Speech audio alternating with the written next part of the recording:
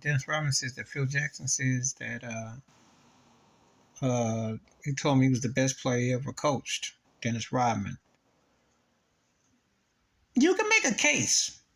I know people are going to come out and obviously say prime Michael Jordan, prime Shaquille O'Neal, prime Kobe Bryant. And they were athletic freaks, and they're three of the greatest players ever. And you can rank them top 10, top 5. I mean, it depends on who you ask with those three.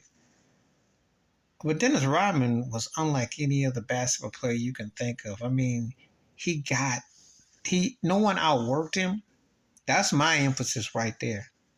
He's probably the best player that Pat Riley never had on his team. You think about it.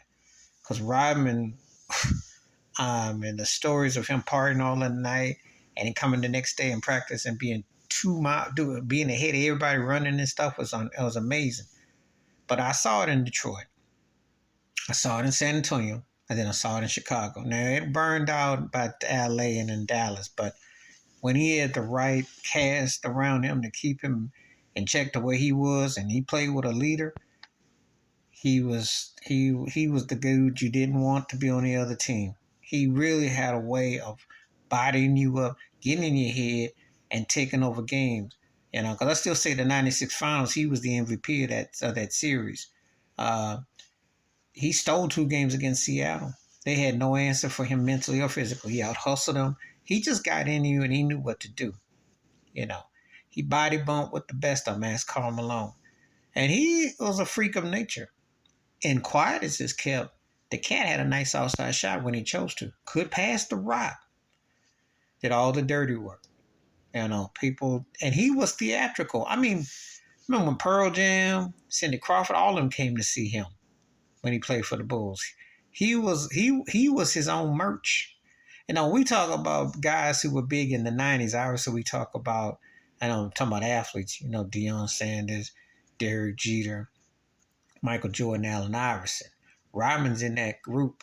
Rodman was in that group, and of course Tiger Woods and Barry Bonds. I can name, but he's in that top 10 of guys. You can throw Shaq in there, but Rodman was in that top 10 of one of the most important athletes that crossed over, that had this reach, and you couldn't even really put in perspective. But his was unique, but he knew how to wheel and deal.